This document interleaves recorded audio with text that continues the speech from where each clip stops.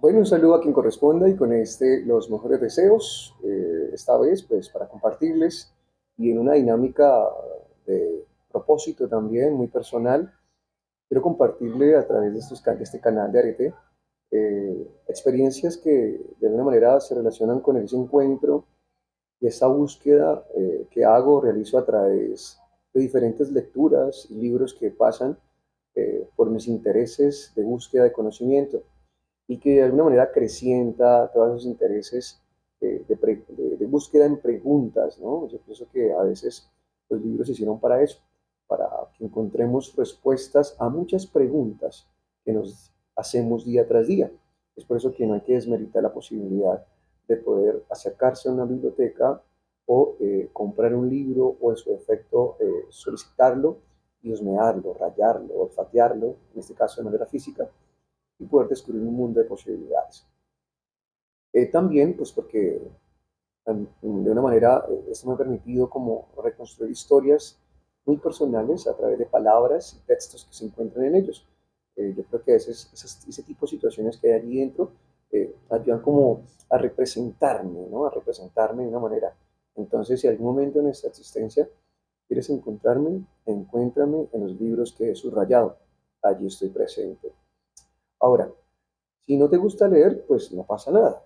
Pero si te gusta leer, y créame que pasará mucho. Recordemos que un niño que lee será un adulto que piensa, y un adulto que lee será un sabio ante la sapienza. Entonces es la invitación que yo les hago para que usted pueda abordar de una manera el libro que le apetezca, comience como sea, pero comience, porque eso nos permitirá conocer y ser más justo con lo que decidimos, con lo que hacemos, o tratar de reconstruir una ética que nos permita ser más morales en ciertas cosas o entender la moralidad y la inmoralidad en diferentes asuntos de nuestra existencia como humanos. Entonces, ahí les va.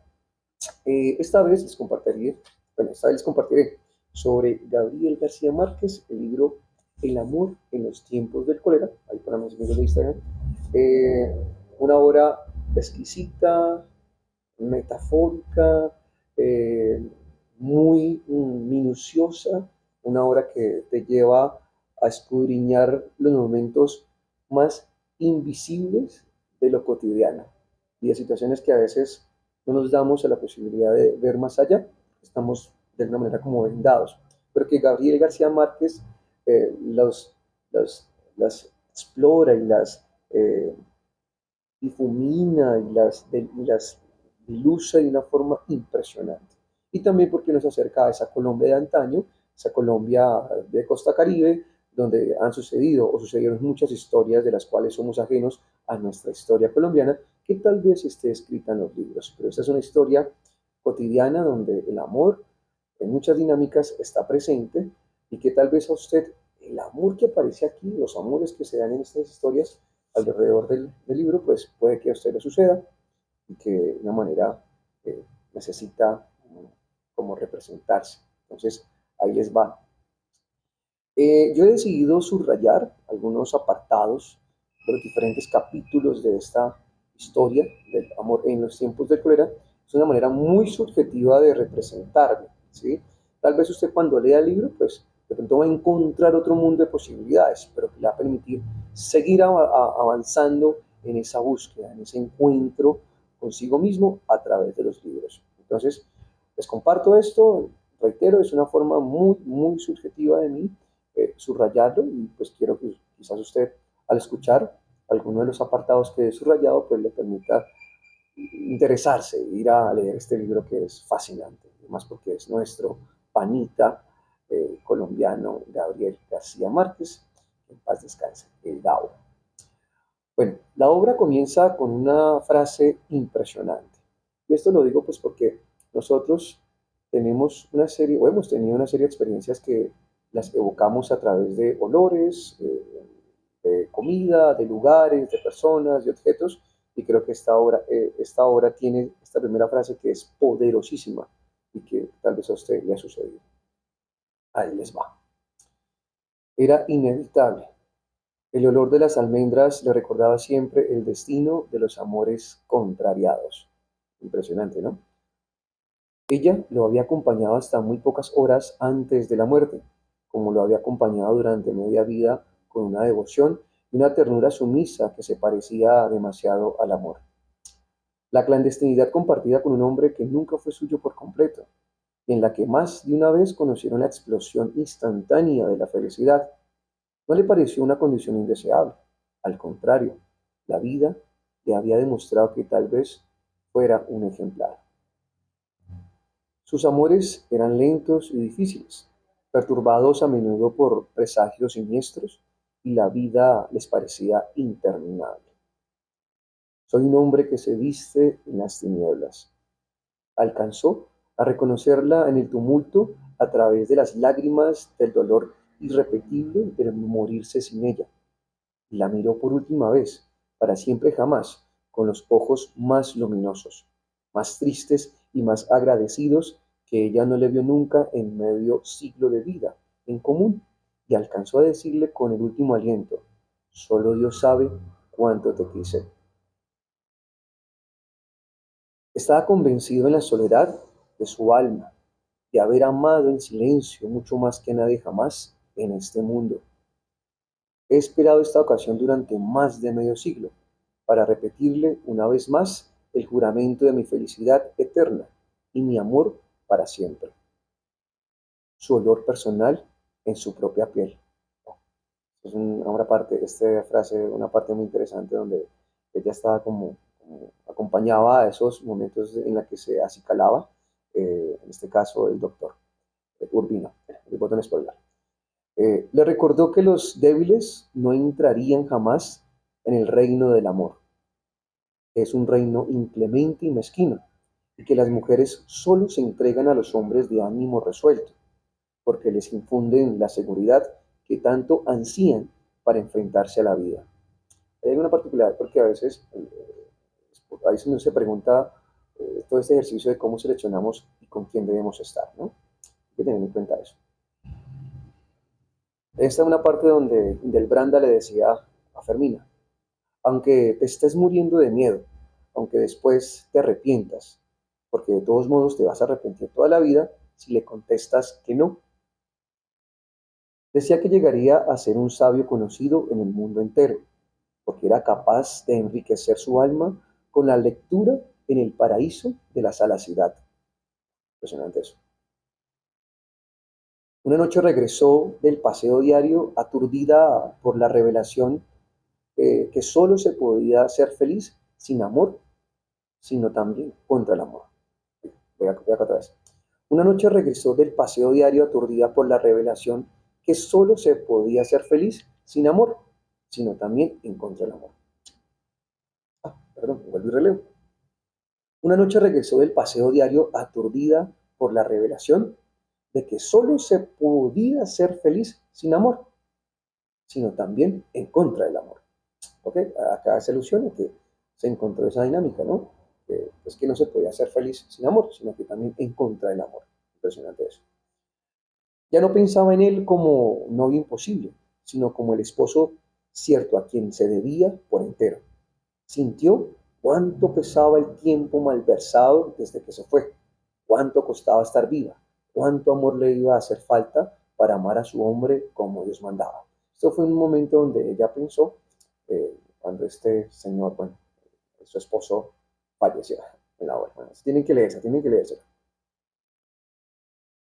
Estaba más alta que cuando se fue, más perfilada e intensa, y con la belleza depurada por un dominio de persona mayor. Sí, esto es una parte donde ya él llega y, bueno, eh, Florentino llega y la ve en una posición particular. Entonces dice estas palabras, ¿no? Eh, la siguió sin dejarse ver, descubriendo los gestos cotidianos, la gracia, la madurez prematura del ser que más amaba en el mundo y al que veía por primera vez en su estado natural. Es un momento donde Florentino se va como persiguiendo a Fermina y, por la plaza, por la calle y todo eso. Entonces, entre eso, de manera paralela, iba eh, dando a entender que habían diferentes situaciones, pero su foco era justo detrás de la señorita Fermina. Eh, Le parecía tan bella, tan seductora, tan distinta de la gente común, que no entendía por qué nadie se trastornaba como él con las castañuelas de sus tacones en los adoquines de la calle, ni se le desordenaba el corazón con el aire de los suspiros de los volantes de su trenza, el vuelo de sus manos, el oro de su risa. No había perdido un gesto suyo, ni un indicio de su carácter, pero no se atrevía a acercársele por el temor de malograr el encanto. Voy a leer esta parte. Es una parte donde él mira a Fermina de una manera muy más allá de lo simple. Le parecía tan bella, tan seductora, tan distinta de la gente común, que no entendía por qué nadie se trastornaba como él con las castañuelas de sus tacones en los adoquines de la calle. Si se le desordenaba el corazón con el aire de los suspiros, de los volantes de su trenza, el vuelo de sus manos, el oro de su risa. No había perdido un gesto suyo, ni un indicio de su carácter, pero no se atrevía a acercársele por el temor de malograr el encanto. De una manera, este es un momento donde ella va con su esposo, por decirlo así, y él la mira, ¿no? Él la mira, entonces la ve y comienza como a estudiarla desde su géstica y la posición en la que está y comienza a, a checar todos estos momentos al detalle y los suspira, los dice, así como acá los acabo como de compartir. Era todavía demasiado joven para saber que la memoria del corazón elimina los malos recuerdos y magnifica los buenos, y que gracias a ese artificio logramos sobrellevar el pasado. No, esto es impresionante, mucha profundidad. Eran gentes de vidas lentas, a las cuales no se le veía volverse viejas, ni enfermarse ni morir, sino que iban desvaneciéndose poco a poco en su tiempo, volviéndose recuerdos, brumas de otra época, hasta que los asimilaba el olvido. Impresionante. Era una situación que sucedía, bueno, en tiempos de cólera. Y resulta que allí sucedía algo muy particular, es que había una situación de cólera, de hecho. Entonces, eh, se lee toda esta forma. Gabriel García Márquez, en diferentes partes del libro, nos quiere hacer entender que hay una situación, no sé si decirle eh, epidemia, ¿sí? Entonces él comienza como a hablar sobre eso. A través, es una cosa muy visadas, muy brochadas, pero el tipo nos quiere hacer entender que hay una situación en esa época que se dio, y esta fue la del cólera. Ella no había de olvidar jamás la primera visión del hombre que apareció en el estribo, su cubilete de raso, chaleco de brocados, sus ademanes sabios, la dulzura de sus ojos, la autoridad de su presencia. Es una manera en la que el doctor, el esposo de Fermina, aparece en una situación de la obra y pues una persona allí lo mira y dice, wow, qué hombre, diría pues. Eh, Le había enseñado que nada de lo que haga en la cama es inmoral, sino contribuye a perpetuar el amor. Es un momento donde otro personaje de la obra le dice a Florentino sobre las hazañas del amor, todas estas dinámicas. Entonces es muy particular. Él era consciente de que no la amaba. Se había cansado porque le gustaba su altivez, su seriedad, su fuerza y también por una pizca de vanidad suya. Pero mientras ella lo besaba por primera vez, él estaba seguro de que no habría ningún obstáculo para inventar un buen amor. Interesante. Digamos que esta parte del libro, esta frase, hay un momento como digámoslo donde este hombre muy bien recto ante la sociedad se desordena en los instintos, digamos, de alguna manera pasionales, y sucede un encuentro allí particular con otra persona diferente o extramatrimonial y se da esta historia. Entonces él estaba como en esa dialéctica, en esa lucha de lo que estaba bien y estaba mal, y entonces le pareció muy interesante este momento y lo subrayé ahí en la obra. Él era un hombre de buenos ímpetus y además bien entrenado, y ella no estaba hecha para dejarse tomar ventaja de nadie, de modo que tuvieron que conformarse con el poder compartido en la cama. Este momento fue muy corto y muy chévere. Continúo. Los seres humanos no nacen para siempre el día en que sus madres los alumbran, sino que la vida los obliga otra vez y muchas veces a parirse a sí mismos. También fuerte esta frase. Lo único que me duele de morir es que no sea de amor. Y solo entonces había comprendido que un hombre sabe cuando empieza a envejecer, porque empieza a parecerse a su padre. Este momento fue duro para Florentino, en particular. Amor del alma, de la cintura para arriba, y amor del cuerpo, de la cintura para abajo. Este momento fue muy interesante.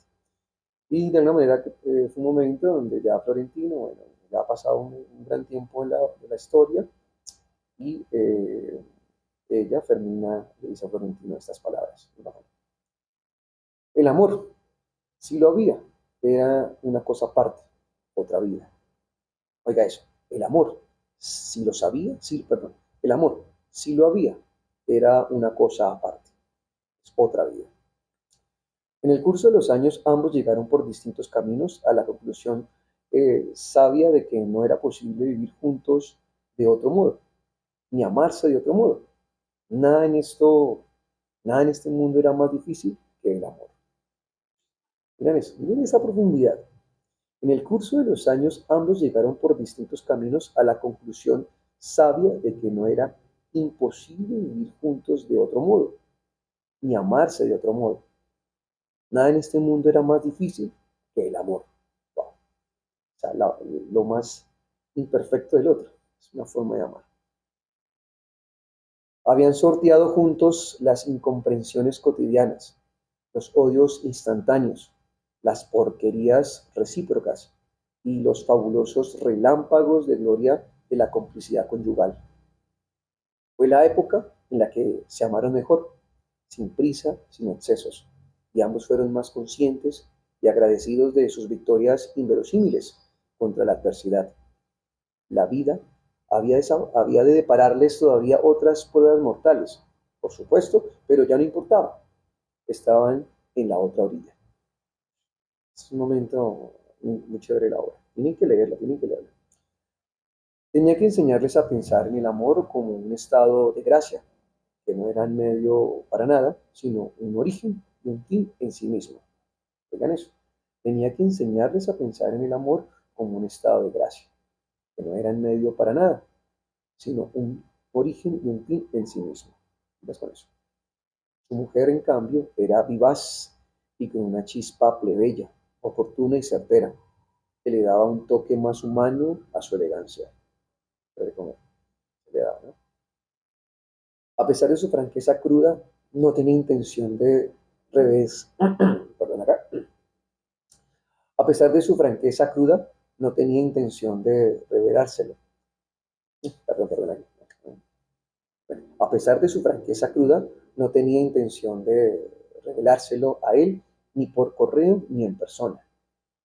Ni le alcanzaba el corazón para decirle qué falsos le sonaban los sentimentalismos de sus cartas, después de haber conocido el prodigio de consolación de sus meditaciones escritas, cómo lo devaluaban sus mentiras líricas y cuánto perjudicaba a su causa la insistencia maniática de rescatar el pasado, ¿no? Ninguna línea de sus cartas de antaño, ni ningún momento de su propia juventud, aborrecida o aborrecida, le habían hecho sentir que las tardes de sus martes pudieran ser tan dilatadas como en realidad lo eran sin él, tan solitarias e irrepetibles sin él. Los hombres somos unos pobres siervos de los prejuicios. Y esta parte final del libro me pareció súper chévere. ¿Y hasta cuándo cree usted que podemos seguir en este ir y venir del carajo? Le dice ella a Florentino. Él le contesta. Él tenía la respuesta preparada desde hacía 50 años, 7 meses y 11 días con sus noches. Le dijo, toda la vida. Y así cierra el libro. Así que ahí les queda. Recuerden, Amor en los tiempos del cólera, Gabriel García Márquez, recomendado. Hasta entonces.